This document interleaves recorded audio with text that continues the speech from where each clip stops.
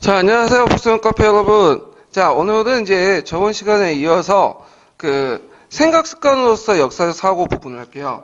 교재 353페이지 펴보세요.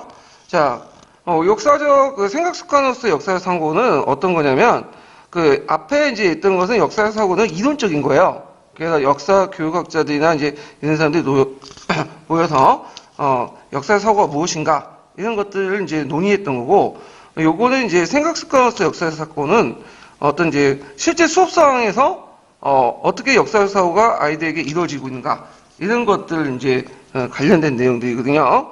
그래서 거기 이제 내용 보면 이제 미국의 역사교육위원회 관련된 내용 있고 미국 역사학회나 그다음에 이제 와인버거, 드레이크 이런 것들이 이제 시험 나왔던 내용인데 특히 이제 요번에 시험 문제 나왔던 것이 이제 와인버그에 관련된 내용이죠. 그래서, 그 내용들을 이제 좀 보시면 되는데, 드레이크죠. 제가 말 잘못했네. 드레이크의 이제 사고 습관 관련된 내용인데, 여기를 중심으로 좀 공부를 해두시는 것도 좋을 것 같아요. 자, 그러면 이제 첫 번째 문장은 그냥 건너뛰고요.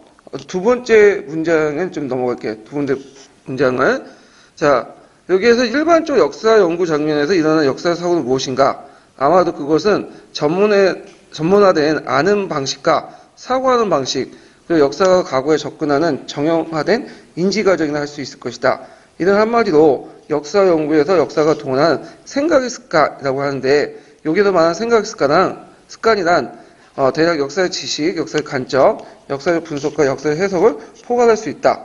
그래서 미국에서 역사적 사고의 여러 모습들을 정리한 기준을 제시하는데요. 그 밑에 이제 생각의 습관 관련된 내용들이 있어요. 자, 구체적인 이제 제시된 사례들이 쭉 있는데, 먼저 이제 살펴볼 곳이 미국의 역사교육위원회예요. 그래서 밑에 보면 이제 역사에서 생각의 습관 있죠. 그래서 요걸 그냥 한번 그냥 쭉 봐두시는 게 좋을 것 같아요. 요거는 기출문제에 나오지 않았던 거니까, 이런 게 있구나 하고 이제 눈에 좀 발라두시고요. 그 다음에 뒤에 넘어가서 이제 좀 건너뛰어서 357페이지에 보면, 역사학회의 10개 역사적 사고 기준, 여기 있어요. 그래서 이제, 1번 뭐 1차 사료와 2차 사료 분석, 역사적 토론과 역사적 논쟁 이해, 역사에 대해 다른 해석을 하는 방법 등등등 10가지가 있는데, 요것도 그냥 이게 있구나 하고 넘어가시면 될 것 같아요. 이런 것들은. 자, 건너뛰어서, 그럼 뭘 보냐? 358페이지 볼게요. 자, 358페이지에 보면, 거기에 이제 와인버그와 드레이크 내용이 나오죠? 두 번째 단락이요. 자, 그래서 이 부분을 좀 집중적으로 볼게요. 자, 역사적 사고의 준거를 수업 사항에 맞게 제시하는 경우도 있다. 수업에 활용하기 위해서는 역사적 사고의 어떤 형태든 기술해야 된다. 자, 와인버그는 학생들이 생각하는 것을 표현하는 생각 말하기 기법을 도입해서 출처 확인, 학증 같은 두 가지 개념을 중심으로 역사적 사고의 준거를 기술한 바 있다. 발견법에 입각한 그의 실험은 역사가의 생각 습관을 구체적으로 밝힌 것이 할 수 있다. 그 다음에 드레이크는 와이번과 제시한 두 가지 개념을 중심으로 수업을 활용하여 역사적 사고 과정의 4단계를 제시했다. 이렇게 했는데, 거기 이제 출처 확인하고 학증은 그 밑에 이제 드레이크가 얘기한 출처 확인 학증하고 더 비슷해요. 예. 그래서 이제 생각을 말하기 뭐냐면, 원서를 읽으면서 끊임없이 자신의 생각을 언어하고, 이런 한 소리 내어서 정리하는 방식이죠. 그래서 생각 말하기 기법 같은 경우에는 이제 오늘날은 강독 같은 거 있죠? 우리가 지금 책을 읽고 있잖아요. 읽으면서 이제 생각을 계속 정리하는 그런 것들과 연결시켜서 보시면 되고요. 그 다음에 이제 출처 확인 학증 와인버그 이론은 이 발견법은 어디에 있냐면 갈색책에 있어요. 갈색책에. 그래서 그게 05년 기출문제에 또 나왔어요. 그 자체가요. 자, 그래서 이제 나중에 갈색책 찾아볼 때 이제 같이 보기도 하고요. 그 다음에 거기 보면 출처 확인이 있는데, 4가지가 있죠. 요번에 시험 문제에 나온 게 출처 확인이야. 의외로 출처 확인이 2번이나 나왔어. 그래서 그 내용을 좀, 구체적으로 보면, 출처 확인은 역사가가 사료를 분석하기 전에, 먼저 저자의 신뢰성, 의도, 사건의 당시의 상황에 대해 의문을 갖는 것이고, 그 사료가 누구에 위한 것인지 의도를 검토하는 것이다. 따라서 출처 확인을 할 때, 우리의 관점과 과거 사람들의 관점을 구분하여 고조해야 된다. 자, 그래서 우리가 어떤 사료를 접할 때 그 사료를 100% 믿으면 안 되겠죠? 왜냐하면 그 사료가 뭐냐면 사실 왜곡할 수도 있고요. 그 다음에 자기 입장에서 쓸 수 있고 가장될 수도 있어요. 모든 사조가 그래요. 자, 그렇기 때문에 이제 그 사조에 썼던 사람의 신뢰성, 의도 등등등을 꼬치꼬치 캐물면서 그 출처가 어떤 의도에 입각했었는지 이런 것들을 파악할 필요가 있다는 거죠. 자, 예를 들어서 1번 서기를 쓴 사람들 이제 그 내용들 우리는 딱 그걸 100% 사실 안 믿죠. 왜냐면 1번 서기는 뭐 때문에 어떤 의도를 쓴 거예요? 1번 황실에 위하기 위해 쓴 거 아니에요? 그래서 이제 특히 이제 한반도 관련된 그 내용들은 거의 그 뭐냐면 자기 위주로 사주를 편집하는 과정에서 왜곡된 부분이 많기 때문에 이런 걸 하나하나 꼬치꼬치 따져봐야 돼. 이런 것들이 뭐냐면 출처 확인이에요. 자, 그 다음 두 번째가 이제 뭐냐 학증인데 학증은 몇 개의 문서부터 얻은 정보를 비교해서 문서의 신뢰성을 판단하는 건데 자, 이런 문서 분석법을 이용해서 역사의 능숙성을 달성하는 기대하며 연습과 지식의 누적은 문서 분석의 역사적 이해 수준을 높이는 데 기여한다. 자, 그래서 이제 그 학증을 통해서 할 수 있는 능력은 그 문서 분석법을 통해서 역사의 능숙성을 기대하고요. 그 다음에 연습과 지식의 누적을 통해서 이해 수준을 높이는 데 크게 기여한다. 그래서 학습적 갔으면 이렇게 쓰시면 될 것 같아요. 학증은 이제 뭘까요? 이걸 일단은 정의를 내리면. 학증은 뭐냐면 교차 분석이죠. 예를 들어 똑같은 사건이 있는데 그 사건을 기록한 그 유물이나 사료나 그 다음에 관련된 유물들이 몇 개가 있어요. 근데 서로 다른 말을 하고 있어. 그럼 어떻게 됐어요? 누군가 거짓말을 하고 있는 거죠. 그래서 그것을 서로 교차 분석을 해서 그 속에서 진실을 끌어내는 거. 이런 것들이 학증이죠. 예. 그리고 이 학증은 어느 정도 고단위로 이제 기술이 있어야 돼. 연습을 많이 해야 돼요. 사료를 분석하고 교차 분석할 수 있는 그런 능력이 있어야 되는데 이런 걸 통해서 이제 역사적 이해 수준을 높일 수 있다. 이렇게 이제 볼 수가 있겠죠. 세 번째 맥락화인데 맥락화는 이제 동시대 지역적 국가의 맥락 속에서 검토하는 거예요. 이를 통해 오늘날 인식과 사고방식과 아주 다른 해당 인식의 사람들의 인식과 생각 습관을 알 수 있는데요. 여기에서 맥락이라는 것은 유추적 맥락과 언어적 맥락이 있어요. 자, 유추적 맥락은 동시대인들이 비교해 특정한 생각이나 주장이 어떤 위치에 차져 있는 걸 자리매김하는 거고, 언어적 맥락은 동시대 언어에서 어휘가 갖는 의미를 정확히 아는 거죠. 자, 예를 들어서 이제 예전에 그 기출문제, 10년도 기출문제 보면 똑같은 이제 그 13세기 원나 사항을 적어놨죠. 근데 이제 누구와 누구의 그걸 적어놨어요. 마르코 폴로와 이분 바투타의 그 기행문들 적어놨는데, 그래서 요걸 보더라도 각자의 보는 관점에 따라서 달라지잖아요. 생각이나 이런 것들은 유추적 맥락이죠. 자, 언어적 맥락이라는 것은 그 동시에 언어가 갖는 어휘가 가지는 의미를 정확히 파악하는 거야. 자, 예를 들어서 우리가 이제 고려시대 때 백정의 의미는 다른 의미죠. 조선시대 의미와 그 다음에 이제 백성의 의미도 달라요. 백성은 예전에 제가 한국사 시간에 얘기했지만 우리가 생각하는 백성의 의미는 일반 국민들의 의미인데 여기에 고려시대 백성의 의미는 뭐겠죠? 촌장, 촌정 정도 되는 사람들 얘기한다고 했죠. 그 다음에 이제 이런 것들을 이제 검토해야 된다. 자, 그 다음에 네 번째 비교적 사고예요. 비교적 사고는 뭐냐? 문서 읽는 동안 역사가대 해석가 1차 사조 속에 학증된 것을 유의하면서 서로 테스트 간의 관련성을 구성하는 과정인데, 또한 문서 분석을 통해 당대 지역적 그 아이디어와 사고를 비교하는 거다. 자, 그래서 이제 그 비교적 사고라는 건 뭐냐면 1차 사조, 그 다음에 역사가대 해석, 이런 것들을 유의하면서 서로 테스트 간의 관련성을 규정하는 거야. 그래서 예를 들어 임진왜란이라는 그 자료가 있으면, 사건이 있으면 임진왜란 관련돼서 중국척, 미국척, 중국척, 조선척, 일본 측 사료가 각각 다르고 이런 것들이 다르겠죠. 그래서 이런 그 사료들을 비교하면서 그것이 평가 과정에 어떤 의미가 있는가 이런 것들을 파악을 하는 거고요. 그 다음에 이제 후대 사람들이 이걸 보고, 이 사건을 보고 어떻게 판단할 것인가 이런 것들을 이제 얘기를 하는 거죠. 그래서 이제 이걸 비교적 사고다 이렇게 이제 볼 수가 있고, 그래서 맥락화는 당시의 상황을 얘기하는 거고요. 그 다음에 이제 1차 사료를 기반으로, 그 다음 비교적 사고는 1차 사료와 그 다음 역사가 해석을 고려해서 후대 사람들이 이 사건에 대해, 특정한 사건에 대해서 어떻게 생각을 하고 있는가 이런 것들을 이제 같이 검토하고, 그 다음에 이제 이런 내용들 이제 보는 거죠. 자, 그 다음에 이제 밑에는 이제 요컨대 부분은 이제 앞부분을 네 가지 사고방식의 정리 부분이죠. 요컨대 역사 사고 과정은 역사가의 내용을 이해하기 위해 읽기 이전에 출처를 확인하고요. 그러니까 먼저 할 게 출처 확인이야. 그래서 요번에 이제 지문도 요 네 가지 중에 먼저 할 게 뭐냐? 나왔죠? 출처 확인. 자, 시작으로 하나의 문서를 다른 문서와 관련시키는 학증, 그 다음에 역사가의 증거들과 조건과 지방의 국가적 기술과 맥락화, 그리고 역사가 당시상 세계가가 다른 부분의 조건을 기술하기도 비교율 사고, 이렇게 이제 볼 수가 있다. 그래서 이렇게 해서 이제 네 가지 특징은 있다라는 걸 이제 좀 보면 되고요. 그래서 이제 수업 상황에서 제시된 역사 사고의 증거를 요약하면 이렇게 있다 하면서 그 출처 확인, 역사가의 내용을 이야기하기 전에 행해진 것, 학증은 문서 분석, 그래서 문서에서 비교하고 비판하고, 그 다음 맥락화는 역사가의 지방 차원에서 전국 차원에서 시간의 특화 조건의 기술을 이야기한 것 등 당시대 사람들의 생각을 검토하는 것. 비교율 사고는 1차 사조와 기존의 역사가들의 검토를 위해서 후대 역사가들이 어떤 똑같은 사건을 보고 어떻게 생각하고 평가하는가, 이런 것들을 얘기한 거죠.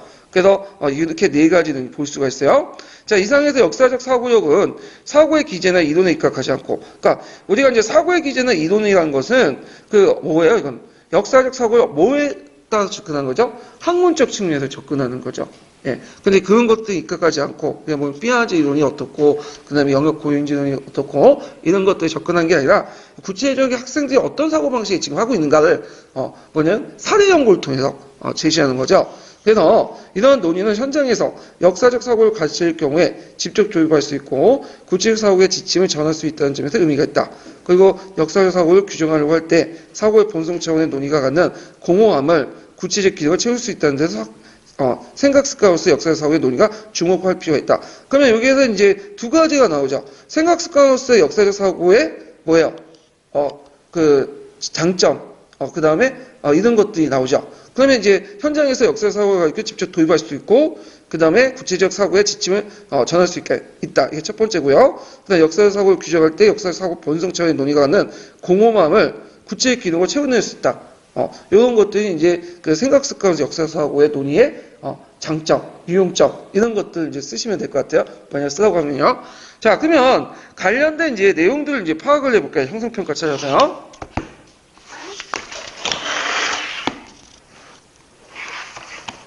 자, 몇 페이지를 이제 펴보시냐면요.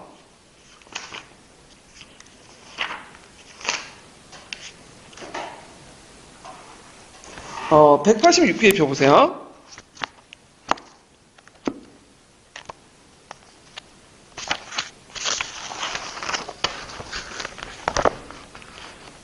잠깐만요.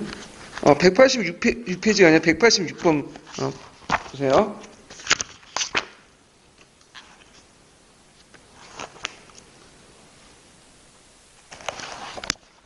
자, 다음에 기획의 두 가지 개념 준거를 명칭을 말해보고 가와 나에 들어갈 말을 써보시오. 그리고 니은의 4단계 명칭을 써보시오. 이렇게 했는데, 자, 와인버그는 학생들이 생각하고 있는 표현하는 가의 기법을 또 있다. 자, 가의 기법은 뭐죠? 생각 말하기 기법이죠. 생각 말하기 기법은 책을 읽어가면서 뭐냐면 자기 생각을 정리하는 기법이야. 우리가 지금 강도 가는 것처럼. 자, 그 다음에 여기에 보면 이제 가와 나에 들어갈 것은 이제 생각 말하기 기법이고, 두 가지 개념을 주시오. 와이버가 처음 제시할 때 생각 말하기 기법의 중고의 명칭은 출처 확인하고 학증이에요. 그래서 이걸 뭐라고 했죠? 발견법이라고 했죠. 그래서 이걸 이제 네 가지 확증시킨 것이 누구냐면 드레이크죠. 그래서 드레이크는 네 가지가 있는데, 출처 확인, 학증, 맥락화, 비교율 사고. 이렇게 외워두시면 되고요. 자, 187번을 보죠. 가의 명칭을 말해보고 고려할 점이 무엇인지 쓰시오. 그리고 기획을 통해 양성할 수 있는 것이 무엇인지 쓰시오. 자, 가는 역사가 사를 분석하기 전에 먼저 저자의 신뢰성, 의도, 사건 당시의 상황 등에 대해서 의문을 갖는 걸 말한다. 자, 가의 명칭은 뭘까요? 출처 확인. 자, 고려할 점은 뭘까요? 우리의 관점과 과거 사람들의 관점을 구분할 필요가 있다. 이렇게 이제 볼 수가 있죠. 그 다음에 이제 뒤에는 여기에서 이제 기획을 통해서 양성할 수 있는 거. 자, 여기 기획인데 이거 니은의 양성으로 되어 있네요. 아이고, 잠깐만요. 그거 좀 수정해 주시고. 자, 기획을 통해 양성할 수 있는 것은 이거는 이제 뒤에 학증은 뭘 통해 양성할 수 있죠?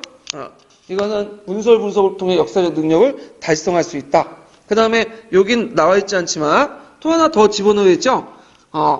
그 역사적 이해 수준을 또 높일 수 있다. 역사적 이해 수준을 높일 수 있다. 그래서 연습과 지식의 누적은 문서 분석에 대한 역사적 이해 수준을 높일 수 있다. 요것도 하나 적어 놓으세요. 자, 그 다음에 이제 188번을 볼게요. 세 번째 맥락화에 대해서 얘기해 볼게요. 자, 다음에 기획을 통해 양성할 수 있는 것이 무엇인지 말해보고 니은과 디귿의 의미를 각각 써보시오. 그리고 가의 명칭을 쓰시오. 자, 맥락화를 통해서 양성할 수 있는 것은 오늘날 인식과 사고방식이 아주 다른 해당 시대의 인식과 사고방식의 습관을 알 수 있다. 이렇게 쓰시면 되고요. 그 다음에 니은의 유추적 맥락과 그 다음에 언어적 맥락 쓰면 유추적 맥락은 동시대인들과 비교해 특정한 생각이나 주장이 어떤 위치에 있는가를 자림할 수 있는 걸 알 수 있고 동시대 언어에서 어휘가 가지고 있는 어휘의 의미를 정확히 하는 것을 말한다. 그 다음 거기에 이제 가는 뭐 들어갈까요? 역사가 해석과 1차 사수에 확증된 것을 유의하면서 서로 테스트 간의 어떤 관련성을 구성하는 거. 그래서 그걸 통해서 역사가들이 당시 세계 부분에서 조건들을 기술하는 거. 어떤 생각이나 관점을 기술하는 거. 자, 이런 것들이 뭐에 해당하죠? 이거는 비교적 사고. 그러니까 비교적 사고는 앞에는 유추적 사고는 1차 사조를 보고 판단한 거고요. 그 당시 사람들 생각을. 그 다음에 2차 사조는, 비교적 사고는 그 1차 사조와 그 다음에 전에 역사가들의 해석들을 종합적으로 고려해서 후대 역사가들이 또 뭐냐면 그거에 대해서 자기가 평가하면서 기술하는 거야. 이게 비교적 사고죠. 자, 그래서 이제 이렇게 해서 이제 한번 봤고. 자, 그러면 이제 189번을 이제 볼게요. 뒤에 189번도 있는데.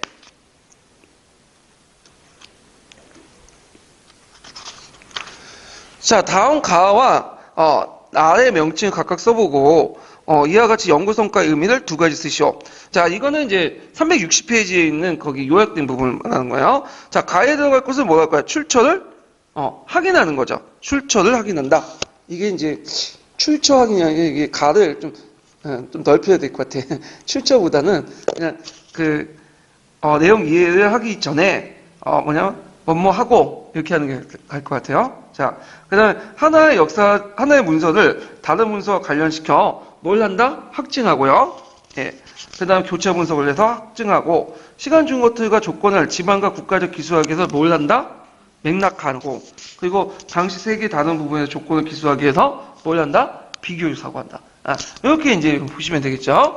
자, 그래서 이제 이렇게 해서 이제 한번 문제를 풀어봤고요. 그다음 역사적 사고력과 구성 요소 이제 볼게요. 자, 역사적 사고력이라는 건 이제 뭐냐? 여기에서 이제 다룰 것은 뭐냐면 역사적 사고력의 하위 요소, 하위 범주를 얘기해요. 그래서 이제 우리가 알고 있는 연대기적 파악력, 역사적 탐구력, 역사적 상상력, 역사적 판단력 이 네 가지가 이제 나오거든요. 근데 그리고 이제 여기에서 예전에 기출 문제 나온 거 보면 이제 이 네 가지 중에 딱 한 가지만 나왔어요. 역사적 판단력. 그래서 역사적 판단력은 네 가지 하위 범 중에 뭐예요? 제일 높은 수준의 판단력이죠. 예. 그리고 역사적 사고, 역사적 사고력은 이렇게 있는데 우리가 역사적 사고를 접근할 때 이제 주의할 점은 뭐냐면 이 역사적 사고를 네 가지 하위 범주를 나누는 게 이게 서로 관련이 없기 때문에 그냥 나누는 게 아니야. 그러니까 우리가 이제 이걸 왜 나누냐? 어떤 부분을 집중적으로 양성시키기 위해서 나누는 거고 이것이 이제 할 때는 실제로는 이게 서로 간에 유기적으로 연결돼 있죠. 그래서 유기적으로 연결됐고 우리가 역사적 사고를 이제 개념적으로 나누는 거는 이게 서로 관련이 없는 게 아니라 서로 관련이 있지만 어떤 부분에 집중적으로 이제 뭔가 육성할 때 이런 것들을 했다. 이런 것들 기억을 해주시면 될 것 같아요. 자, 요거와 관련된 내용은 여기 이제 남색채도 있지만 파란책의 내용이 훨씬 더 자세히 돼 있어요. 아니 파란책이 갈색책 관련된 내용이. 예. 그래서 이제 보는데 나올 가능성 많긴 많은데 이게 의외로 또 시험 문제 잘 안 나와요. 예. 자, 일단 보긴 보죠. 자, 첫 번째 역사적 사고적 역사적 요소 해가지고 아까 언급한 연대기 파악력, 역사적 상력, 역사적 판단력 등등등 이런 것들이 있어요. 그래서 네 가지를 이제 구분해서 파악한다. 저는 전체 서론 부분이니까 이제 넘어가고요. 그다음 뒤에 넘어가서 연대기적 파악력 보죠. 362페이지. 자, 연대기적 파악력은 시간적 관점을 가지고 인간의 삶을 접근하는 학문이 역사학이죠. 그래서 인간은 시간에 매여 있는 존재이기 때문에 역사가는 시간에 따라 변화를 분석하고요. 역사가는 인간 생활의 시간성을 고려해서 역사적 의미를 부여하죠.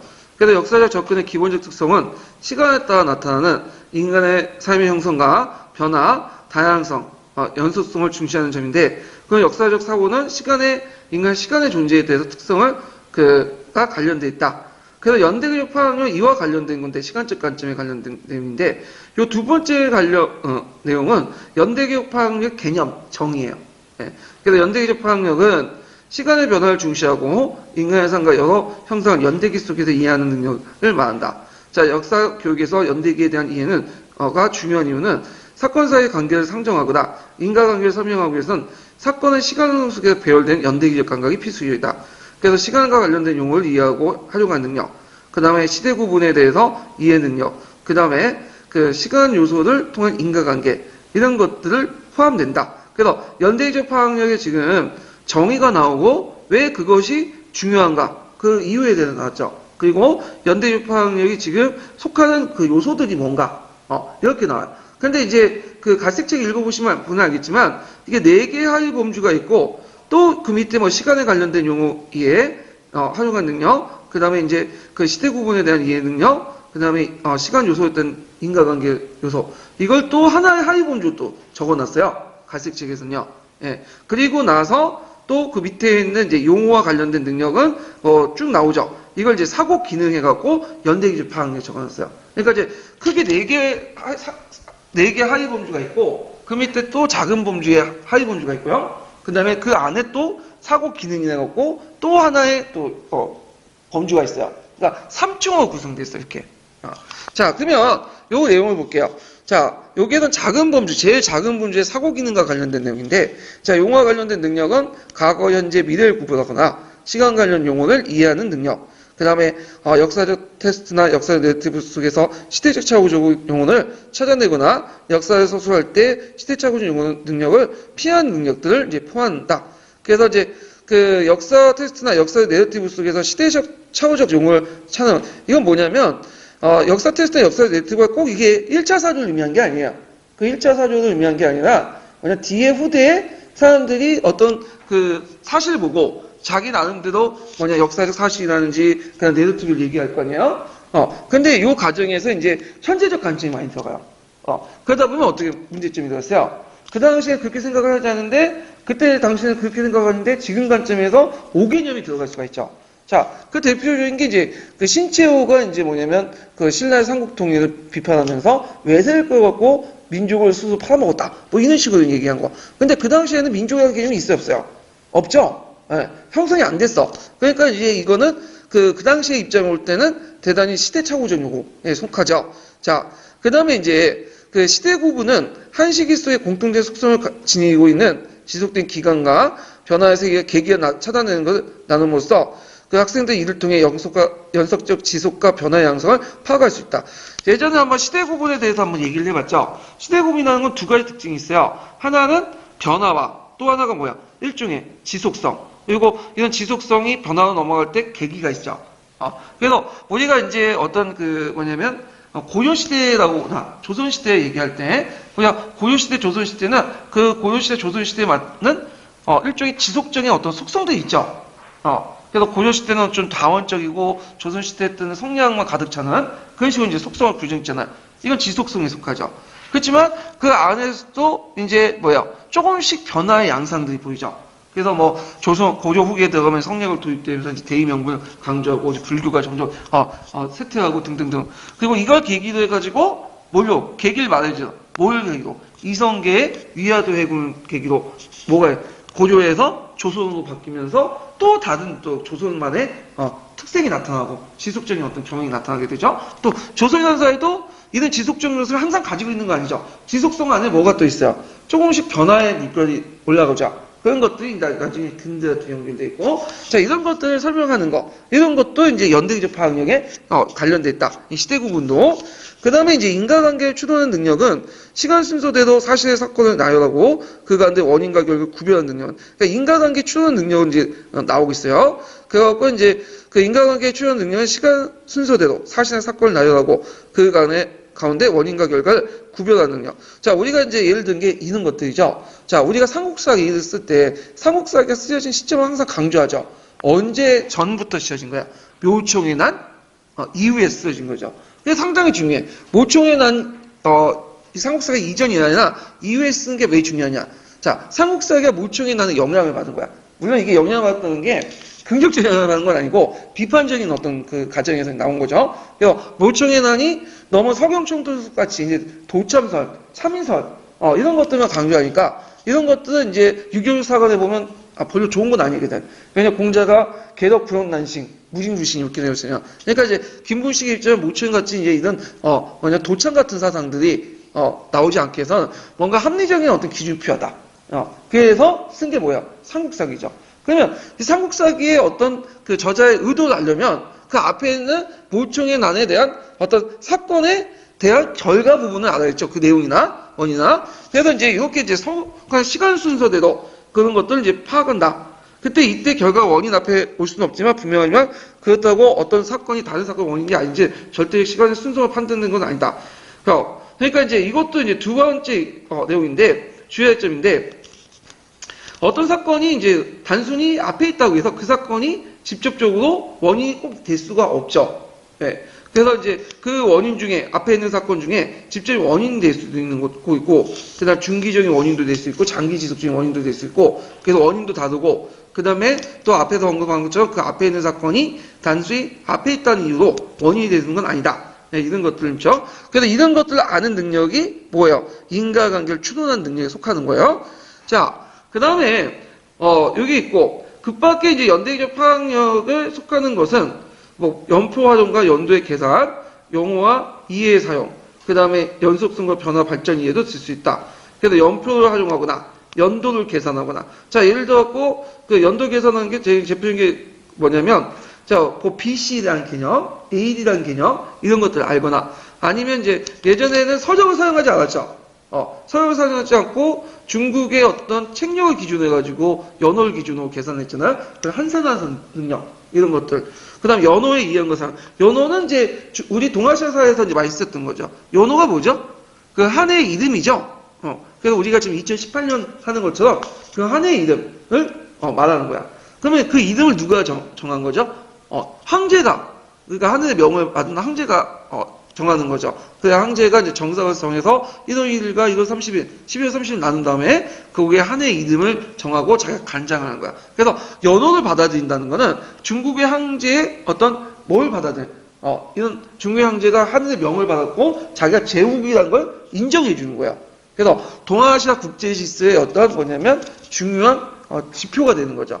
예. 자, 그래서 이런 것들을 아는 것이 이제 중요하다. 자, 거기서 연대기 파악력 속에서 시대 구분 이해 능력인가 인과관계 파악 능력을 포함시키고 있는데 이건 탐구력이나 상상력에서도 요구된 능력이다. 그래서 따로 구분할 필요가 있는 것을 의문이 있다.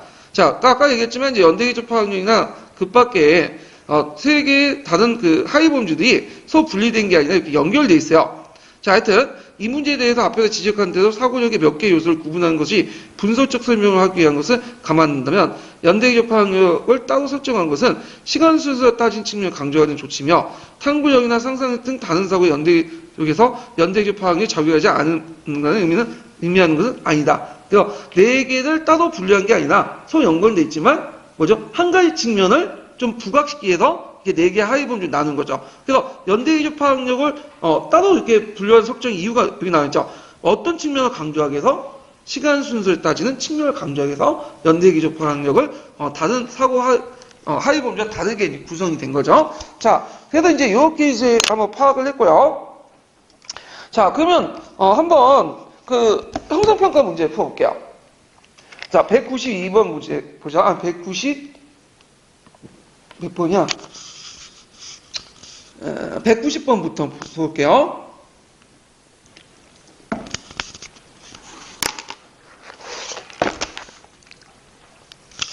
다음 사실을 통해서 알 수 있는 역사적 사고의 작동 및 육성의 특징을 말해보고 역사적 사고를 구분한 이유를 서술해 보시오. 자, 역사적 탐구의 신장을 학습 목표 삼을 때 사유 수집과 사유 비판, 가설 검증, 관련 도출 같은 기능을 집중력 육성은 가능하지만 이 경우 연대기 파악력, 역사적 상상력, 역사적 판단이 배제된 거 아니다. 자, 이렇게 이 특징을 볼 때 역사적 사고 작동과 육성의 특징은 뭘까요? 아까 아침에도 언급했지만 역사적 사고를 요소 분류 구분해 범죄하는 것은 역사적 사고력의 분석적으로 설명한 하나의 방편이에요. 하나의 수단인 거지 역사적 사고력이 이렇게 구분되어 있다는 건 아니에요. 여기 통합되어 있죠. 그 다음에 여기에서 이제 역사적 사고를 구분한 이유, 아까 얘기했처럼 연대기 사고와 역사적 판단의 성격에 대한 분류 차이에서 비롯된다. 요거는 이제 답이 좀 약간 잘못됐는데 요거는 요렇게 고치시면 될 것 같아요. 어떤 특정한 부분을 집중적으로 육성하기 위해서.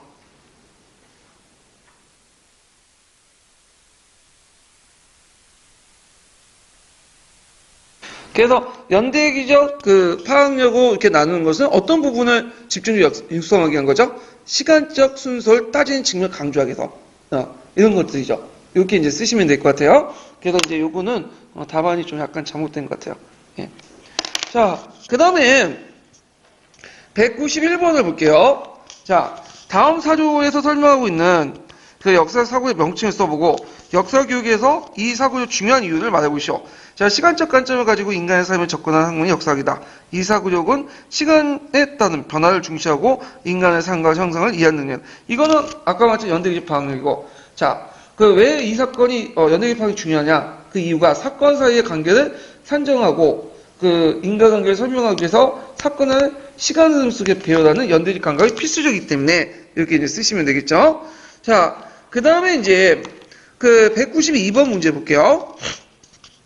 다음 기획과 니은에 관련된 능력을 각각 말해보고 디귿의 구체적인 능력을 두 가지 제시해 보시오. 자, 여기에서 이제 연대적 파악력에 이제 관련된 구체적인 사고 기능에 관련된 내용도 있어요. 그래서 이제 시간과 관련된 용어를 이해하고 활용하는 능력. 거기에 관련된 능력은 이제 어디에 속할까요? 과거, 현재, 미래를 구분하고 시간과 관련된 사용할 때 능력이나 역사 테스트, 역사 내리티브의 시대착오적 용어를 찾아내고 역사 서술 때 그 시대착오 용어를 피하는 능력 이런 것들을 얘기한 거죠. 시대 구분하는 능력. 그래서 한 시기 속에 공통된 속성이 지속되는 기간과 변화의 계기성을 찾아내고 나누고 이걸 연속적인 지속과 변화 양상을 학생들이 파악하는 거 이렇게 쓰시면 되고 자 원인과 결과를 구분하는 능력. 그래갖고 이제 구체적인 직접적인 원인이 되는 사건과 중장기적 원인, 장기 지속 등등등 분명히 드러냈으면 명백함과 장기적으로 이루어진 거. 그 다음에 잠재적 원인과 이런 것들을 알 수 있는 거 등등등 쓰시면 될 것 같아요. 그래서 하위 요소들 지금 계속 얘기하고 있죠. 거기 오타가 있는데 구체적이고 정기 지속이 아니라 장기 지속을 치세요. 네, 장기 지속. 자, 그래서 이제 구체적인 사고력의 하위 범주, 연대기적 사고력 하위 범주에 대해서 이제 얘기를 해봤어요. 자, 그러면 역사적 탐구력을 이제 볼게요. 역사적 탐구력. 역사적 탐구력은 사료 비판과 관련돼 있어요. 우리가 이제 역사적 사고력은 사료 비판과 관련돼 있고 역사가 이제 사료를 바탕으로 해서 어떤 역사의 사실을 밝혀내는데 필요한 것들이 역사적 탐구력이죠. 역사적 탐구력은 제일 큰 하위 범주예요. 그래서 이 역사적 탐구력은 사회 비판도 있지만 사회 비판의 과정에서 연대기적 파악 능력도 필요하고 그 다음에 또 뭐가 필요해요? 어떤 인간의 내면이나 의도를 알려면 뭐도 필요하죠? 감정이입 같은 역사적 상상력도 필요하고 그다음 마지막으로 이제 어떤 걸 골라내고 그다음 어떤 걸 분석하고 할 때 역사적 판단력도 포함돼. 그러니까 역사적 탐구력은 제일 큰 하위 범주 중에 하나다. 모든 걸 포괄적인. 예. 자 그러면 역사적 탐구적인 내용을 볼게요. 자, 역사관은 사료를 증거로 삼아 과거 사건이나 행위에 대한 설명이나 해석을 하고 이를 통해 역사를 서술한다. 사료를 증거를 사용하여 사료 비판이 필요한데 이 사료 비판이라는 것은 1차 사료, 2차 사료를 구분하고 1차 사료, 2차 사료는 뭘 가지고 구분하죠? 동시성. 그래갖고 이제 이 동시성이라는 건 뭐냐면 사료가 쓰여진 시점과 사건이 일어난 시점이 거의 비슷한 시기면 이게 1차 사료고요. 그 다음에 또 사료가 쓰여진 시점이 사료가 쓰여진 시점과 그 실제 일어난 사건이 후대이면 뭐야 이건? 2차 사료가 되는 거예요. 그리고 이제 자기가 직접 보고 적은 건 1차 사료고 그리고 어디에서 들은 거는 적으면 2차 사료가 되죠. 그래서 이제 되게 학자들은 사료의 신뢰성을 따질 때 꼭 그런 건 아니지만 1차 사료와 2차 사료 중 어디에 더 신뢰성을 두냐면 1차 사료에 더 신뢰성을 둬요.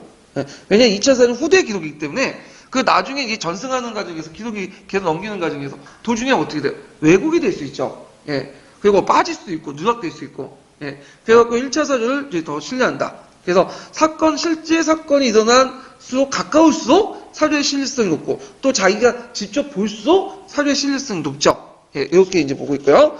그래서 이제 이거 구분하고 사료의 선진의 판단, 저자나 출처 확인, 저자의 의도나 작성 목록의 추론, 그리고 사료 속의 선택 등과 생각 등을 파악, 그리고 의도하지 않은 증언의 색출, 사료의 작성 방법이나 이유에 관한 해석, 용어가 가진 역사의 의미 파악, 인과관계 파악을 통해 사료의 가치를 판단하는 것 등등등. 이게 상당히 이제 복잡하고 전문화된 거예요. 그래서 되게 전문적인 역사가들이 하거든요. 그래갖고 이제 여기에서는 이제 구체적으로 다 예를 못 들겠지만, 일단은 우리가 이제 어떤 사료든 간에 그게 일종의 편집된 사료예요. 예를 들어 여러분들 그 역사적 담론이라고 얘기를 했죠. 없는 사실은 만들어내기는 힘들겠지만, 있는 사실에도 자기가 보고 싶은 것들, 듣고 싶은 것들만 짜맞춰갖고 새로운 자기가 원하는 방식으로 사료를 제시해. 그래서 팩트만 나열했다고 해서 이게 객관적 사실이 아니죠. 어떤 팩트를 선택하고 어디에 위치하고 어디에 앞서서 이게 나올 것인가, 중요할 것인가, 많이 강조되는가, 이거에 따라서 의미가 달라지고, 그 다음에 사료를 쓰는 사람 의도하지 않지만 새로운 거기에서 그 사람이 새로운 사실을 또 밝혀낼 수가 있죠. 예. 그래서 이거는 의도하지 않지만 새로운 사실을 그 속에서 밝혀낼 수 있다. 자, 예를 들어 일본 서기의 신궁왕후가 남만 친미다를 쳐라라고 군초공왕한테 명령했어요. 그러면 여기에서 의도한 건 뭐예요? 원래 의도한 거는 신궁왕후의 위대성을 좀 부각시키려고 한 거죠. 예전부터 한반도가 우리 통치 안에 있었다. 근데 의외로 허점이 있었지. 뺏기는 과정에서 뭐가 쓴 거야? 남만. 남만은 남쪽의 오랑캐지. 절대 일본의 입장에서는 남만이 될 수가 없죠. 친미단에는 뭐라고 써야 돼? 원래는 북쪽에 써야 되는데 남만이 쓴 거야. 이거는 일본 서기가 앞에 있는 백제기, 백제봉기 이런 것들, 백제 삼설 뺏겨 쓰는 과정에서 왜곡을 시켰는데 의도하지 않게 요 부분만 생각하지 않고 그냥 쓴 거야. 그럼 여기에서 알 수 있는 거는 뭐야? 요 주체가 신궁왕후가 아니라 친미다의 친궁한 사람이 신궁왕후거나 근초광이었다는 걸 알 수가 있죠. 그러니까 의도하지 않지만 그 안에서 새로운 걸 끄집어낸 거야. 그래서 이런 것들. 그래서 이제 이런 내용들이 이제 여러 가지 있다. 이렇게 이제 보시면 되고요. 자, 역사가는 이런 비판을 거친 사료를 토대로 자신이 상징했던 가설이나 잠재적 권력을 논증하고 검증하고 권력을 도취하고 이를 해석하는 과정을 통해 역사를 인식한다. 그래서 사료학습은, 사료를 분석하는 과정은 뭐와 비슷하냐면 탐구학습 비슷해요. 탐구학습. 그래서 사료학습, 탐구학습은 서로 연결돼 있고, 요번에 시험 문제 나왔죠, 요게. 예. 근데 이제 탐구학습하고 좀 다른 게, 이제 일반적인 탐구학습 다른 게, 보통 요게 가설이라는 것은 뭐냐면, 여기에서 가설이라는 것은 이제 항상 바뀔 수가 있어. 바뀔 수가 있고, 결론이 법칙화가 아니죠. 새로운 사료가 나오면 어떻게 해요? 다시 가설이 설정되고, 다시 이제 새로운 결론을 이끌어낼 수 있다. 그래서 이제 해석학적 어떤 순환을 가지고 있는 구조를 가지고 있다. 이렇게 이제 보시면 되죠. 자, 역사가의 문제인식보다 결론의 도출까지 실제 논리적으로 합리적 방법을 사용한다. 그리고 역사 사건은 수많은 인간의 행위로 이루어지므로 과거의 행위자 동기 신념도 고려해져. 그래서 이런 점에서 역사가는 증거의 활용을 엄격히 하지만 그렇다고 자연과학처럼 객관적인 과거를 기술할 수 있는 것은 아니다. 왜냐하면 왜 그랬어요? 의도와 동기가 개입되기 때문에. 그래서 역사적 탐구력 안에는 이 과거의 행위자 동기와 신념도 있기 때문에 모두 필요하다. 역사의 상상력도 포함되어 있다. 요게 이제 갈색책 내용이 있어요. 요 부분이. 자, 역사적 탐구력의 가장 핵심적인 건 사료를 다루는 능력인데, 따라서 학습자에게 역사적 탐구를 위해 역사가가 역사를 연구한 절차를 알고 이를 시행하는 능력을 요구한다. 대체로 역사가 역사를 연구한 절차는 문제를 인식하고요, 가설이나 설정이나 잠재적 결론을 상정하고 자료 수집하고 검토하고 증거의 유무와 정보의 가치를 평가하고 이 과정에서 검토된 사료를 증거 삼아 역사를 서술한다. 그래서 이 과정에 사료에 대한 영역이나 추론의 사고를 거치게 되면 논리적 사고를 통해서 여러 요소가 복잡한 인과관계를 가려내게 되고, 동시에 역사 사고에 특유한 상상력, 직감, 감정이익 등 같은 사실을 밝혀내고있다. 이런 것들이 있죠. 그래서 이제 여기에서 절차 과정을 외워두셔야 되죠. 문제인식, 가설, 설정, 사료 수집, 검토, 그 다음에 여기에서 또 있고, 그 다음에 결론, 이렇게 해갖고 그 한 4단계, 5단계 있거든요. 예, 문제인식, 가설 설정, 자료 수집, 검토, 증거의 유무, 가치 평가, 그 다음에 여긴 안 낮은 결론. 이렇게. 요게 한 5가지, 6가지 있는데 외워두세요, 그거. 왜 외워두냐면, 그 탐구학습 관련된 나올 때 항상 나와. 네, 이런 것들이. 자, 그리고 이 과정을 통해서, 필요한 사고력이 어떤 것들이냐, 논리적 사고력이 필요하고요. 그래서 이걸 통해서 어떤 인과관계를 가져낼 수 있고, 그 다음에 역사적 사고에 특유한 상상력, 직관력, 감정이 또 필요하죠. 예, 그건 왜 그냥, 역사적 역사는 인간 외면도뿐만 아니라 내면도 같이 하죠. 객관적 사실뿐만 아니라 내면도, 의도나 동기도 강조하기 때문에 그런 거죠. 따라서 역사적 탐구 기능을 성공하는 요소들에는 보편적인 탐구 절차에 관한 기능도 있고 역사적 특성을 나타내는 역사 사실이나 개념의 성격을 반영하는 탐구 절차에 대한 기능도 있기 마련이다. 자, 그래서 보편성과 함께 또 역사적 사실이나 개념의 성격을 또 역사 특유의 또 어떤 특징도 같이 있다. 예. 그래서 일반적인 성격과 함께 그냥 역사의 특성을 가리키는 특징도 있다라고 좀 보시면 돼요. 그래서 보편적 탐구 정차를 보통 이제 그 모든 교과에 적용될 수 있는 거죠. 그래서 있고 또 역사의 특징만의 탐구 정차는 역사의 고유한 특성을 가지고 있는 거예요. 그래서 이걸 나눠놨어. 일반적 탐구 기능은 아까 전에 보편적으로 모두 적용될 수 있는 그런 것들 다 교과와 범용성 있는 기능이고요. 그 다음에 역사 탐구 기능은 역사학만 이제 적용될 수 있는 탐구 기능이죠.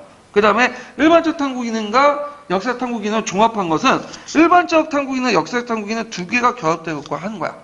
1번과 2번이 결합되고 3 나온 거죠. 그래서 이제 일반적 탐구 기능을 보면 여기에서 문제인지 자료 수집, 자료 처리, 결론 도출, 일반화. 요거 무슨 거와 비슷하죠? 탐구학습 방법과 연결되어 있죠. 탐구학습 방법. 그 다음에 역사적 탐구 기능 같은 경우에 역사적 개념을 사용하거나 역사적 자료를 활용하거나 역사적 연구 방법을 수행하는 이런 것들은 역사적 탐구 기능에 속하는 거고 탐구 기능 중에 그 다음에 일반적 탐구 기능과 역사적 탐구 기능을 종합한 역사적 탐구 기능이 있어요. 네. 그래서 문제 파악 능력, 그 다음에 정보 수집 능력, 자료 취급 능력, 그 다음에 결과 적용 능력 이렇게 있는데 요거 중에 이제 그 일반적 탐구 기능과 역사적 탐구 기능을 종합한 역사적 탐구 기능만 한번 읽고 제가 넘어갈게요. 자, 첫 번째 문제 파악 능력은 역사의 문제가 주제의 성격에 비추어 다뤄야 할 문제가 무엇이며 왜 그걸 다뤄야 할 가치가 있는지 파악하는 능력이다. 그 다음에 정보 수집 능력은 학습 문제 해결을 위해서 조사, 답사, 관찰, 경험 등을 통해 자료를 수집하고 필요한 자료를 선택하는 능력을 말하고요. 자료 취급 능력은 역사적 자료를 해석하고 필요한 정보를 찾아내어 분석, 종합, 비교하는 능력을 말하고 자, 결과 적응 능력은 자료의 검증을 통해서 각 요소 간의 상호관계를 파악하고요. 일반화하고 추론 등을 통해서 그걸 새로운 역사적 사실을 적용하는 능력을 말한다. 이렇게 이제 4가지로 이제 파악을 할 수가 있죠. 자, 그러면 이제 관련된 그 형사평가 문제를 풀어볼게요. 몇 페이지를 펴보시냐면 61페이지 그 193번 문제부터 이제 풀어볼게요. 자, 다음 설명하고 있는 역사 사고의 명칭을 써보고 역사가 기획의 사료 비판에는 무엇을 하는지 4가지를 제시해 보시오. 그리고 니은의 학습자가 필요한 능력을 말해보고 관련 절차를 서술해 보시고 그 다음 니은을 통해 밝힐 수 있는 것이 무엇인지 2가지 서술해 보시오. 있거든요. 자, 여기에서 설명하고 있는 거는 뭐와 관련된 사고력일까요? 사료 절차, 비판 이런 것들이니까 역사적 탐구력과 관련된 거죠. 그 다음에 여기 이제 기획, 사료 증거를 활용하기 위해서 사료 비판이 필요하다. 그래서 이제 이때 무엇을 하는지 4가지 쓰시오. 그래서 1차 사료, 2차 사료를 구분하고 사료의 성질을 판단하고 저자의 출처 확인, 그 다음 저자의 의도나 작성 목록을 추론하고 사료 속에 선택된 것과 생략된 걸 파악하고 등등등등 이렇게 이제 쭉 쓰시면 될 것 같고요. 그 다음에 사료를 다룰 수 있는 능력. 이때 학습자에 필요한 능력이 뭘까요? 학습자에 필요한 능력은 그 역사 탐구를 위해 역사가가 역사를 연구하는 절차를 알고 이를 수행하는 능력이 필요하다. 그 다음에 이제 거기에서 그 니은을 통해 밝힐 수 있는 것이 무엇인지 쓰시오. 자, 거기에서 이제 있고 밝힐 수 있는 건 영역이나 추론을 통해 사고에 거치면 논리적 사고를 통해 여러 요소 간의 복잡한 관계나 인과관계를 가려낼 수 있고 동시에 역사 사고의 특유한 상상력, 직관, 감정이 등 같은 사고를 활용해서 사실을 밝혀낼 수 있다. 니은 있고 절차 과정은 이건 뭘 바탕으로 쓰면 되죠? 탐구학습 방법. 그래서 문제인식, 가설 설정, 자료 수집 검토, 증거 유무와 증거의 가치의 평가, 건조된 사료를 증거를 삼아 과거 역사 서술한 거 쭉 쓰시면 될 것 같고요. 자, 그 다음에 194번을 보면요. 자, 다음은 역사적 탐구 기능에 분류한 것이다. 가와 다의 탐구 기능 범주의 멍칭을 쓰고 기읍과 니은에 관련된 내용을 각각 쓰시오. 이건 이제 아까 이제 언급한 것처럼 그 역사 고유의 탐구 능력도 있고 일반적 탐구 기능이 있고 일반적 탐구 기능과 역사 고유한 탐구 기능이 종합된 기능이 있죠. 가는 뭐와 관련된 거죠? 이건 탐구학습 절차하고 연결되니까 일반적 탐구 기능 이렇게 쓰시면 되고, 자, 나는 뭐와 관련된 거죠? 이거는 역사적 탐구 기능 이렇게 쓰시면 되고요. 다는 일반적 탐구 기능과 역사적 탐구 기능이 종합된 탐구 기능 이렇게 쓰시면 돼요. 그리고 이제 기읍과 니은 그 다음에 관련된 내용도 있죠. 이런 것들은 이제 찾아가지고 다 쓰세요. 역사적 개념의 어떤 사용, 역사적 그 자료의 활용, 그다음 역사 사고 수행 능력 등등등등 이런 것들은 이제 찾아갖고 이제 쓰시고 답안을 제가 정리해놨으니까 보시고요. 자, 그 다음에 이제 역사적 상상력으로 넘어갈게요. 역사적 상상력. 자, 역사적 상상력이라는 것은 역사학만 있는 고유한 기능이죠. 우리가 이제 사회과학이라든지 이런 것들이 별로 없는 그 역사학만 이제 고유한 역사 있는 그 역사 상상력인데, 역사 상상력이 왜 필요할까요? 역사 상상력이 필요한 것은 증거가 부족하기 때문에. 네, 그래서 그 부족한 증거들을 메꾸기 위해서 상상력이 필요하죠. 그 감정이입 같은 이런 상상력이 필요하다. 이렇게 좀 기억을 해두시면 되고요. 자, 그러면 역사 상상의 내용을 이제 볼게요. 정의가 나오죠. 그 앞부분에 역사적 상상력은 역사적 사고의 고유한 특성이다. 원래는 사료는 불완전한 것으로 그 의미의 자의 구성에 대한 일부 단서를 제공하는 데 그치는 경우가 많기 때문에 역사적 상상력은 이렇게 부족한 증거를 보완하기 필요한 능력이다. 그래서 역사적 상상력가 왜 필요한가에 대해서 또 나오고 있어요. 역사가는 콜링우드가 말하는 상상적 구성의 그 구문을 짜거나 그 다음에 사료가 제시된 단서 사이에 숨어 있는 것을 새로운 상태로 구성해야 된다.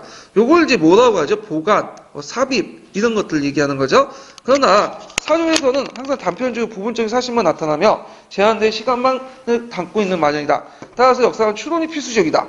이때 추론은 자료와 함께 엮는 연결 조직을 만드는 과정이고 자료의 요점을 내러티브 속에 함께 모으기 위한 거다. 그러나 역사 상승 반드시 뭐에 있까요? 반드시 증거에 있까 인지적인 어떤 사고죠. 예. 그래서 사고적인 소설적 상상력을 구분한다. 자, 이게 이제 예전에 기출문제였죠. 예전에 소설과 역사가 차이점 쓰는 게 나왔죠. 두 가지. 그 중에 하나가 뭐에 입각한 거다. 소설가는 이치에 맞게만 쓰면 돼요.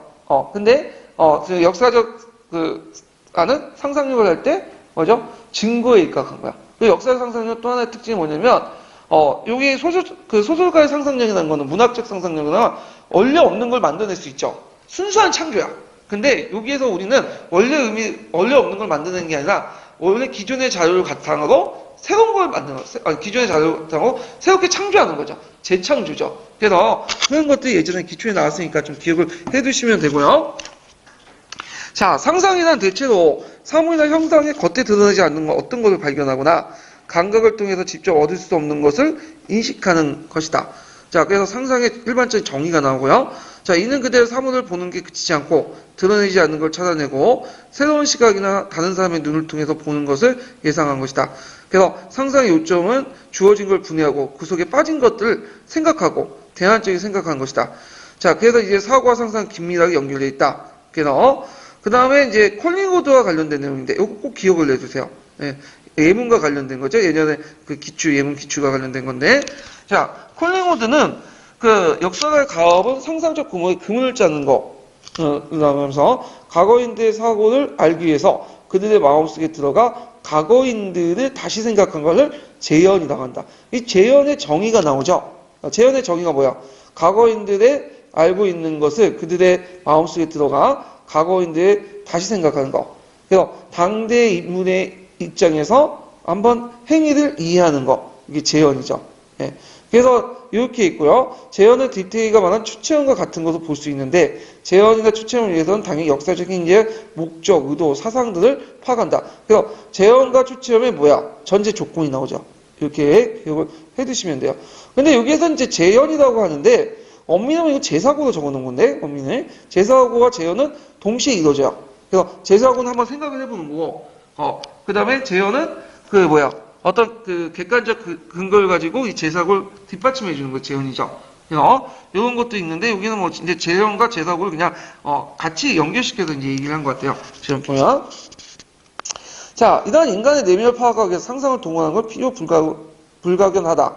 와인버그도 역사적 상상을 고정된 요점 사이의 양상을 보이는 것으로 역사의 추론은 역사의 상상, 역사의 감정이입의 한 형태로 보았다. 자, 역사의 상상에 거론되는 것은 감정이입, 삽입, 보관들인데 요 관련된 기록들은 예전에 그 관련된 내용은 앞부분 다뤄봤죠? 그래서 감정이입은 자신의 다른 사람들의 처지를 두는 능력이고 역사적 감정이입은 과거 사람들의 처지에 들어가 역사적 행위에 관련된 동기, 이유, 관점들을 파악하고 그들의 관점을 함께 느끼는 걸 말한다. 아울러 역사적 감정이입을 하기 위해서는 과거인의 사상이나 관점에서 역사적 사건을 인식하고 그 다음에 과거 사회의 관습과 생활 방식을 이해해야 한다. 그래서 지금의 입장이 아니라 역사적 감정이입은 과거인의 입장, 과거인이 살았던 생활 조건이나 생각 속에 들어가서 그걸 이해하는 데 있다. 근데 여기에서 주의할 건 이해하고 느낀다고 해서 이걸 동감하고 동의하는 건 아니에요. 그게 적절하다는 걸 아는 거야, 그냥. 그때 사람들 입장에서. 그게 적절하고 합리적을 아는 거지. 이게 말이 옳고 동의하고 이해한다. 그건 아니라는 거야. 예. 자, 그 다음에 이제 여기에서 그 이해는 동의의 의미가 아니라는 걸 좀 기억을 해두시고 적절하다는 걸 이제 인식하는 거죠. 자, 역사적 감정이입은 역사적 상상력의 한 형태이긴 하지만 증거에 통해서 이해한다. 그래서 역사적 감정이입의 특징 중에 하나가 뭐야? 인지적인 측면을 갖고 있다고 했죠? 정의적인 측면보다는. 그러나 역사적 증거가 대체 불확실하고 불완전하다. 따라서 역사가는 증거 속에 내재되어 있는 상상의 의미를 추출했는데 이게 필요한 것이 역사적 감정이입이다. 그래서 증거에는 없지만 증거에 있을 법한 것들을 뽑아낸 것이 역사적 감정이입이다. 이렇게 이제 보시면 되겠죠? 자, 삽입은, 삽입도 예전에 한번 얘기를 했죠. 삽입과 보관. 삽입은 이제 자료의 역사적 사실의 전개가 앞에나 뒷부분이 빠져있을 때, 그러니까 A 사건과 B 사건이 빠질 때 그 중간에 뭐가 빠져있는데 그게 없어. A와 B를 메꿔주는 것이 삽입이고요. 보관은 자료에 빠져있는 것들 중간 과정을 추론하는 거예요. 빠져있는 것들. A 사료가 있는데 A 사료가 구멍이 뚝뚝 뚫려 있어요. 그러면 메꿔야 되겠죠. 이게 보관이야. 자, 그래서 삽입과 보관 역시 역사 상상력의 촌에 속한다. 근데 이제 학자마다 이제 삽입과 보관 중에 어느 게 더 큰 범위냐, 작은 범위라는 문제가 있는데 우리 그것까지 알 필요 없겠죠. 그리고 대개 보면 삽입과 보관을 거의 비슷비슷하게 봐요. 그러니까 답안을 쓰라고 할 때 굳이 이게 이제 삽입과 보관에 대해 차이를 물어보진 않는 이상은 그냥 삽입 쓰거나 보관 써도 돼요. 이렇게. 자, 그래서 이제 있고, 그래서 이제, 이런 과정을 통해 역사 구조를 만든다는 의미에서 이 둘을 구조적 상상이라 한다. 그래서 앞에 이제 구조적 상상은 뭐가 있겠어요? 감정이입과, 그 다음에 삽입과 보관과 이런 걸 합쳐서 뭐라고 한다? 구조적 상상이 한다. 자, 구조적 상상 예전에 얘기했죠. 구조라는 것은 상상이 결부될 수밖에 없어. 왜냐하면 눈에 보이는 것과 눈에 보이지 않는 것들을 서로 연결시켜 주는 거잖아? 그래서 구조라는 것을 예전에 얘기했죠? 그 유영호, 박재가 뭐 이런 사람들 쭉 나열되면 이건 그냥 뭐예요? 눈에 보이는 거야. 근데 이제 유영호와 자, 이익, 유영호 뭐 이런 사람들 묶어서 뭐 중상주의, 박재가 박지원을 묶어서 중상주의 이런 사람들 이렇게 묶으면 중랑주의, 중상주의 묶고 시락을 묶으면 어떻게 해요? 개별적인 사실에 눈에 보이는 것에 중상주의, 중농주의, 시락이라는 눈에 보이지 않는 것들 서로 묶어냈죠. 이걸 둘이 합쳐서 우리가 뭐라고 한다? 구조라고 한다. 그래서 구조라는 건 항상 상상이 연결되어 있다라는 걸 좀 기억을 해두시면 돼요. 자, 그래서 이제 역사적 상상력과 관련된 내용들을 한번 파악을 했고 그 관련된 형성평가 문제를 잠깐 풀어볼게요.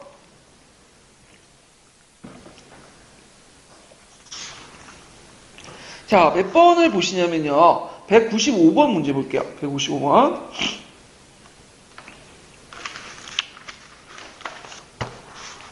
자, 195번을 이제 보면 다음 기획과 니은에 필요한 이유를 각각 말해보고 니은의 가정을 써보시오. 그리고 디귿이 구분된 이유를 서술해보시오.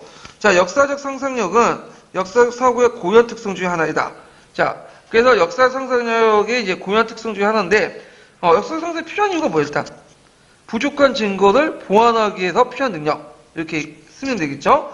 그 다음에 니은이 필요한 거.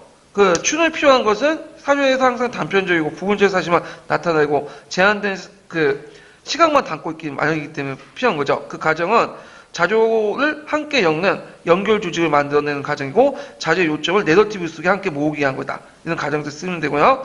자, 그 다음에 이제 역사적 상상은 소설적 상상을 구분한다. 어떻게 써야 되겠어요? 역사적 상상은 반드시 증거에 입각하고 이루어진 사고작용이죠. 이에 반해서 소설적 상상력은 꼭 증거 필요하지 않고 그냥 이치만 맞으면 돼. 전후관계만 맞으면 되고. 자, 그 다음에 196번 콜링오더와 관련된 내용 볼게요. 다음 가와 나의 명칭을 각각 써보고 기획이 필요한 이유를 말해보시오.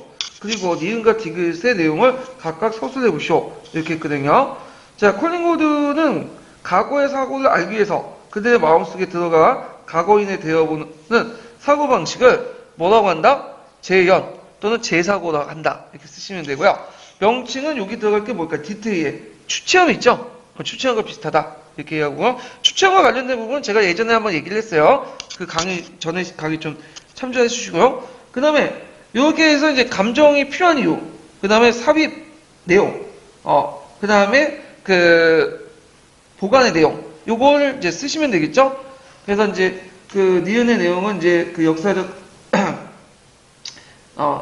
필요한 이유는 감정이 필요한 이유는 역사 증거가 대체 불확실하고 불안정하기 때문에 역사가의 증거 속에 내재된 상상이나 의미를 추출하기 때문에 필요하고요. 그 다음에 거기 그 삽입은 앞뒤로 빠져있는 걸 메꾸는 거죠. 그리고 디귿은 자료 안에 있는 걸 메꾸는 거고요. 자, 그래서 이제 이렇게 쓰시면 될 것 같아요. 자, 그 다음에 이제 마지막으로 볼 게 역사의 판단력이에요. 368페이지의 역사의 판단력. 역사적 판단력은 앞에 있는 연대의적 판단력, 그 다음에 역사의 사고력, 역사의 탐구력, 역사의 상상력을 다 거친 다음에 최종적으로 거친 단계가 뭐냐면 역사의 판단력이에요. 최고 이제 높은 단계가 역사의 판단력이죠. 예. 그래서 이제 이 역사의 판단력에 관련된 문제가 예전에 시험에 나왔어. 역사의 사고력 하위범 중에서. 예. 그래서 이제 있는데 역사의 판단력은 그 곳곳에 필요해요. 왜 필요하냐? 우리가 이제 어떤 역사적 사실을 판단하고 선택을 할 때 어떤 역사를 연구하고 그 연구에 따라 어떤 주제를 선정하거나 그 다음에 그 주제에 맞는 사료를 선정하고 그 다음에 그 사료를 어떤 방법에 따라 연구하고 그 다음에 그 연구한 결과물을 어떻게 뭐냐면 기술하고 그리고 이것을 어떻게 우리가 도덕적인 판단을 할 것인가 어떤 그 역사를 판단할 것이냐 이런 거 다 뭐가 개입된 거야? 역사의 판단력이 개입된 거야. 문제 선적, 그 다음 자료 수집, 그 다음에 역사를 서술하고, 그 다음에 어떤 연구 방법을 택하고, 그리고 역사적인 어떤 평가 내린 거, 다 뭐가 개입된다? 역사의 판단력이 개입된다. 이렇게 이제 보시면 되겠죠. 자, 그러면 이제 한번 보면요.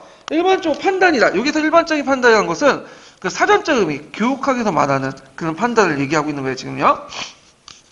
자, 일반적 판단이란 사물의 진위, 선악, 미추 등을 직관이나 상상으로 결정하는 사고과정이고요. 블룸은 판단을 가장 높은 사고과정을 받고 역사적 사고력에서도 가장 높은 위치에서 역사적 연구나 역사학습의 궁극적인 목표가 되는 것이다. 그래서 역사의 판단은 역사 자료의 선택이나 자료 용도에 대한 추론 등 직관이 작용되거나 탐구 결과에 대한 서술에서 상상이 작용하는 등 상상 요소로 구분되기도 한다. 그래서 역사적 판단은 뭐와 뭐로 구분된다. 탐구력과 그 다음에 상상 요소로 구분되기도 한다. 그러니까 서로 긴밀하게 연결돼 있다. 이렇게 좀 기억을 해두시면 돼요. 자, P는 역사교육에서 판단은 그동안 배운 것으로 적절한 대답을 할 수 없는 상황이나 하나의 최종적 응답을 찾아낼 수 없는 상황이 있는 것으로 여러 종류의 서로 다른 기준을 만족시키는 응답이에요. 그러니까 이거 뭐냐면 딱 정해져 있는 답이 없는 거야. 그리고 지금까지 딱 확실하게 이게 사실이다. 올바르다 얘기할 수 없는 것들 있죠? 이런 걸 때 뭐냐면 여러 관점들을 견해를 받아들여서 자기 나름대로 딱 판단하는 거. 이걸 역사적 판단이라고 얘기하고 있어요. 자, 그래서 사고 수준이 낮은 경우에는 주관적으로 즉흥적인 판단을 내릴 수 있는데 이건 의견이다. 그래서 판단과 다른 걸 관전. 그러니까 필히 말하는 그것은 곧바로 즉각적으로 얘기하는 게 아니야.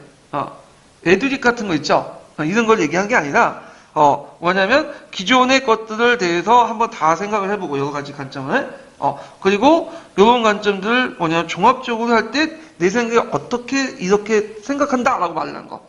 그러니까 좀 종합적이고 장기적인 관점, 오랫동안 생각해보는 관점. 이걸 이제 뭐라고 하냐면 판단이고 그냥 즉각적인 다음번은 위견이다 해서 이걸 구분하죠. 하지만 역사교육에서는 비록 위견에 불과하더라도 자신의 판단을 적극적으로 내세울 수 있도록 학생들이 격려해요.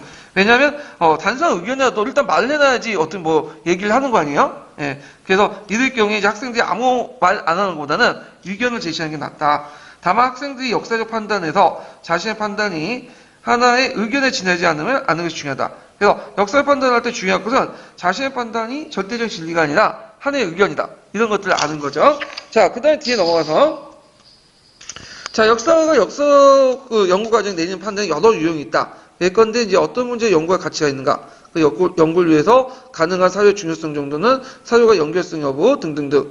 그리고 서류를 해석하고 그 선입견을 구별하고 추론하고 균형 잡힌 것으로 합리적 판단을 내린다. 등등 했는데, 그래서 역사적 판단은 아까 얘기했지만 역사적 사료를 분석하고 어떤 문제를 선정하고 기술하고 그 등등등 다 뭐가 개입됐죠? 역사의 판단이 개입될 수밖에 없다. 이렇게 좀 기억을 해두시면 되고, 역사관은 이제 도덕적 판단에 관련된 거야. 그래서 이 도덕적 판단을 내려야 안 내려야하는 것은 일반적으로 우리가 이제 볼 때 도덕적 판단은 뭐죠? 지향이 아니라 지양이죠. 예. 그래서 왜냐하면 도덕적 판단 너무 강조할 경우에 어떤 문제점이 생겨요?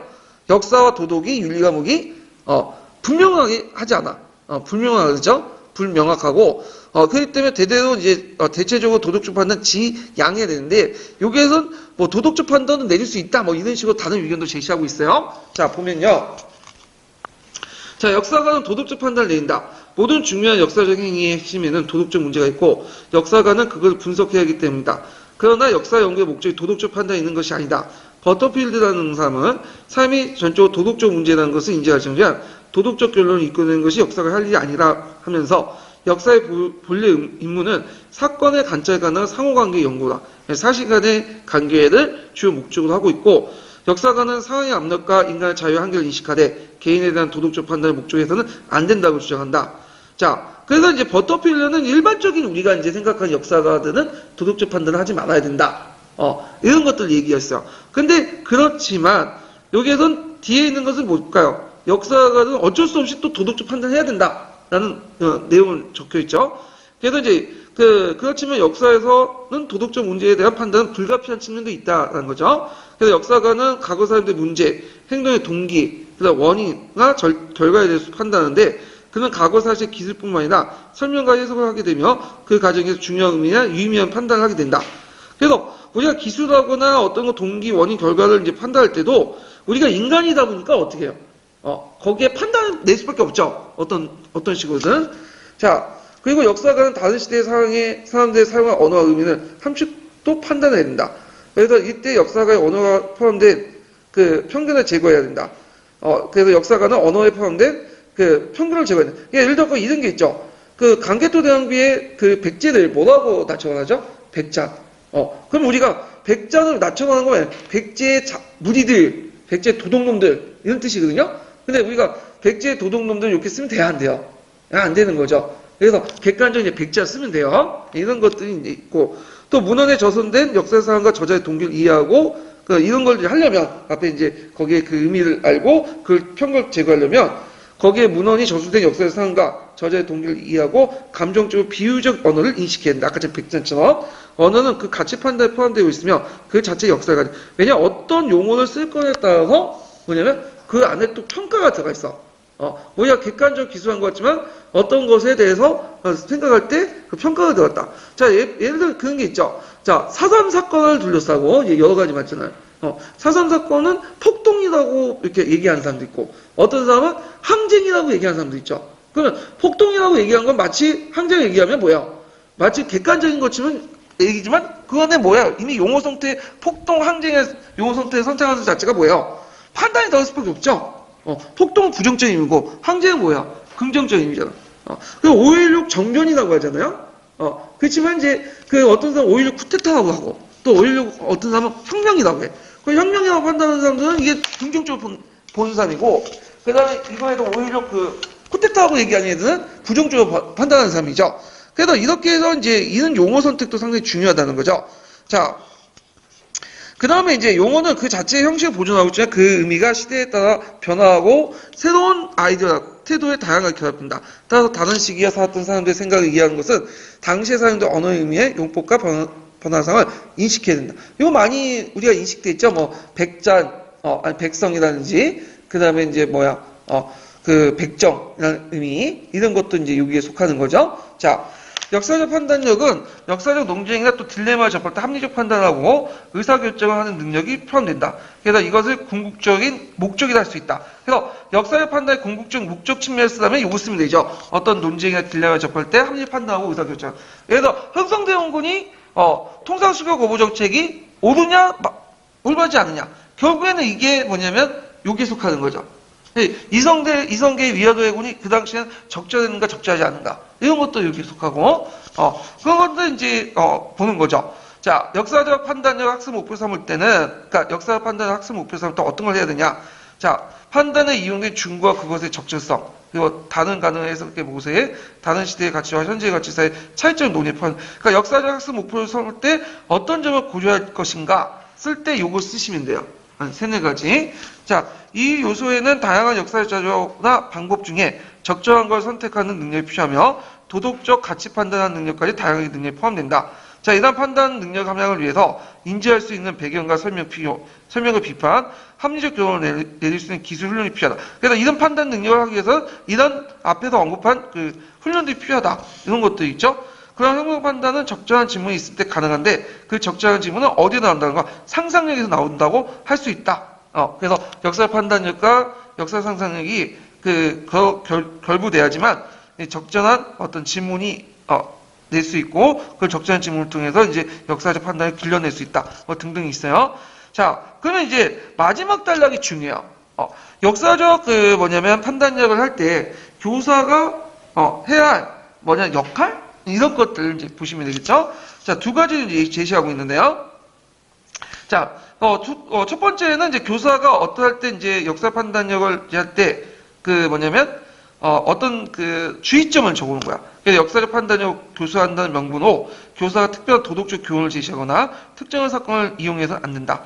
이게 이제 첫 번째 케이스죠. 네, 역사적 판단을 교수한다는 명분으로 특정한 도덕적 교훈을 제시하거나 특정한 사건을 이용해서 안 된다. 특히 이제 교사들이 은근히 이런 것도 되게 많이 해요. 예.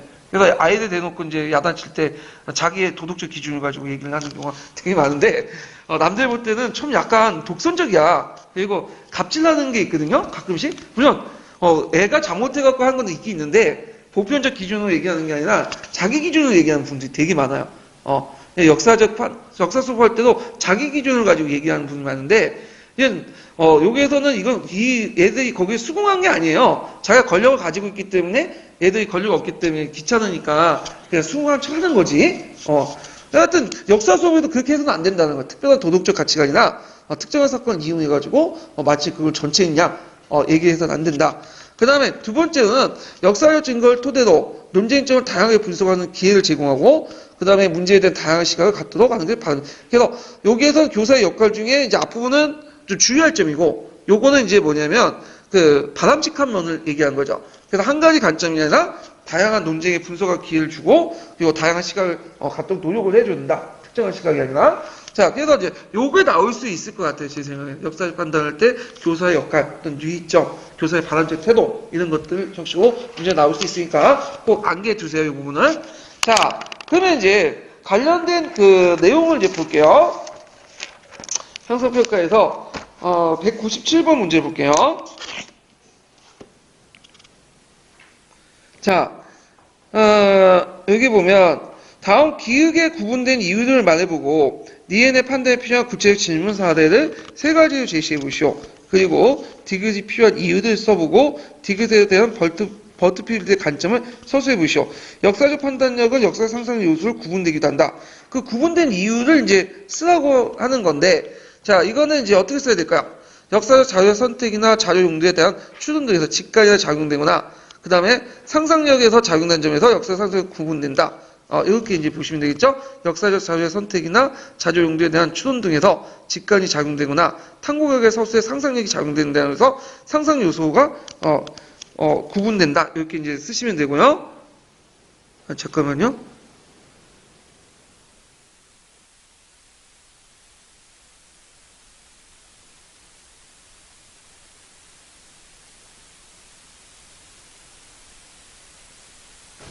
아유.